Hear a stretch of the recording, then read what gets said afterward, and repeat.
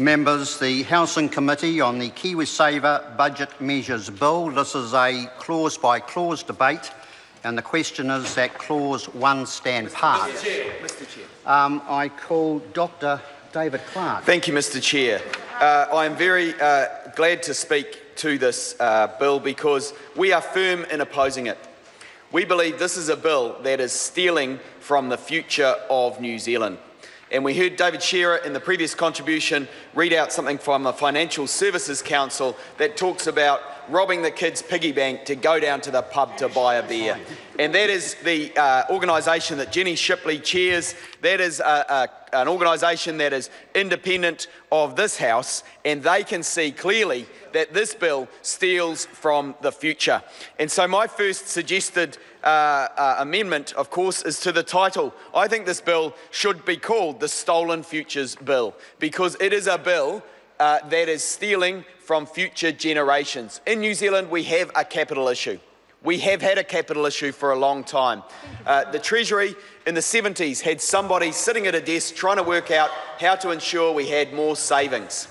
They've still got people sitting at desks trying to work out how we can get more savings. And here we have the government in a panicked measure, trying to balance the books because they've broken another election promise, number one election promise in all of their pamphlets. We will get to surplus in the next budget.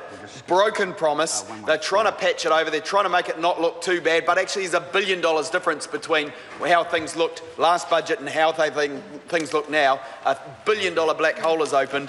And their way of getting there is, instead of reversing any of the early tax cuts they did when they gave the top 10%, 40% of the value of the tax cuts, no, they didn't consider that. What they said they'd do is take out of the hands of future generations, out of the hands of children, they would take a $1,000 KiwiSaver Kickstarter. That's what constitutes vision now from this government. That's what constitutes vision. That's the big idea in the budget. Let's take $1,000 off the kids. Well, that is shameful. That is no future. That is a stolen futures bill. It is not a bill that should be called simply KiwiSaver Budget Measures Bill. That's an Orwellian description of what's going on here. We know that this is National hitting the panic button, saying that they have failed to get to surplus for the 7th time in a row, in contrast to Labour's 9 surpluses in a row. And with that, they are taking from the hands, from the pockets of children. And as I've said, the Financial Services Authority Commission is saying that this is money taken to buy beer at the pub out of the kids' piggy banks. Well, that's a pretty clear picture. That is the stolen future, and that's what it looks like for Kiwi children and for Kiwi workers. Now, in Australia, where they do have a decent savings set up for retirement, they've got $1.3 trillion in the bank. That money is waiting for small business people to come along, to invest it, to build their economy. In New Zealand, if Muldoon hadn't shut down the similar scheme, we would have had hundreds of billions of dollars in New Zealand. But there have been national governments that have lacked vision before this one. But this one is in the pattern. This is one that is in the pattern. And that's why we're opposing this bill. It should be called the Stolen Futures Bill, Mr. Chair. But I want to also suggest that it could be called the Robbing Peter to Pay Paul Bill. Because another thing it does here is in this budget, they have brought in some measures to help those who are at the hardest end of things. Of course, they made some big cuts in the 90s, and this, in real terms, certainly won't compensate for those, but they've done some good in the budget, and we want to acknowledge that. But we don't think that good stuff should happen at the expense of those just a couple of rungs further up the ladder. Those who are working hard, struggling to get ahead, having the money taken out of their pockets so that this government can get to an imaginary surplus that it will never get to if it doesn't have a vision. It will never actually get there if it doesn't have a vision. It's reliant on commodity price cycles. They have failed to diversify the economy. They have failed to get to the 40% of exports target that they set for themselves. They're now below 30%, and they are dropped on last year and projected to drop further in the year ahead. And that's because the economy as it stands currently is built on immigration and the money flowing in for the earthquake recovery. Now, that is not the way to build an economy. Successful economies overseas have diversified. They haven't robbed Peter to pay Paul. They haven't taken money out of kids' pockets. They haven't taken money out of hard-working New Zealanders' pockets in order to try and achieve an imaginary surplus. The third title, Mr. Speaker, I want to suggest that would be more appropriate would be the No Vision Bill. And the reason that I think Mr. Speaker, David Clark. the reason I think the No Vision title is appropriate for this bill is because that is exactly what it shows.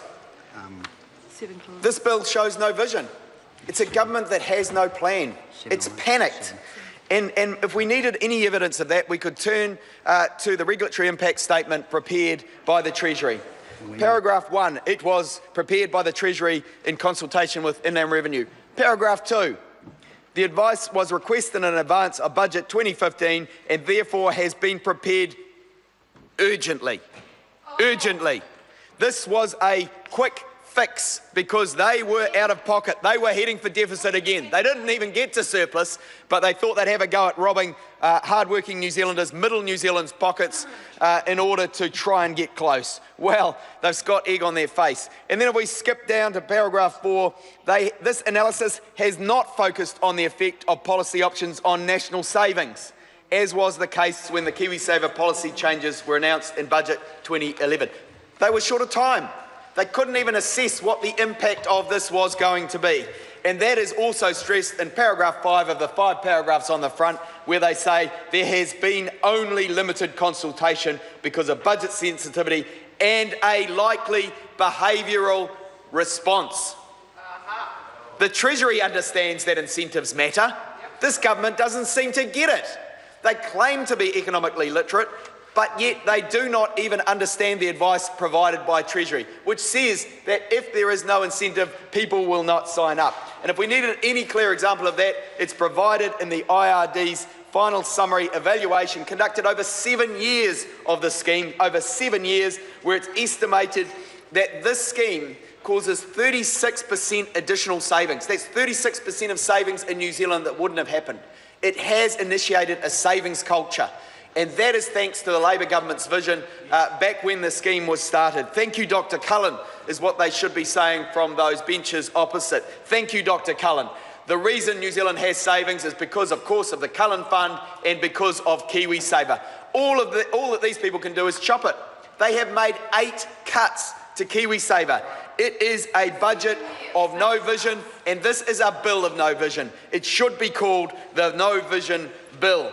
Or, as I've suggested earlier, the Stolen Future Bill, or the Robbing Peter to Pay Paul Bill. There are many other names more suitable than the name it has been allocated, Mr. Chair. So I want to ask members opposite to examine their consciences. I wonder how many of them took the $1,000. I wonder how many of them took the $1,000 for their KiwiSaver scheme. How many took the Kickstarter, and how many of them now are going to have constituents coming through their door saying, how come it was good enough for you?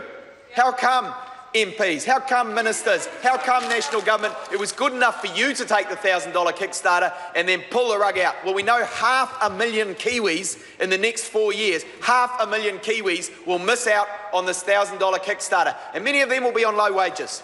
Many of them will be in their first jobs. They'll be on $15 an hour, part-time, because $1 an hour counts as employment, being employed under this government.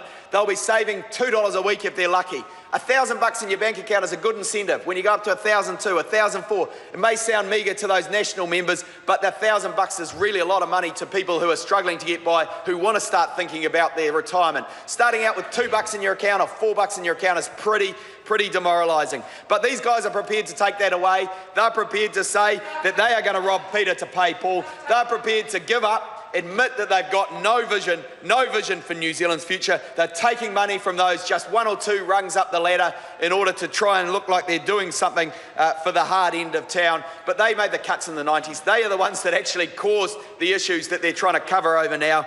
And they will never, it seems, we wonder whether they'll ever get to surplus. They probably will eventually, but not through any vision of their own.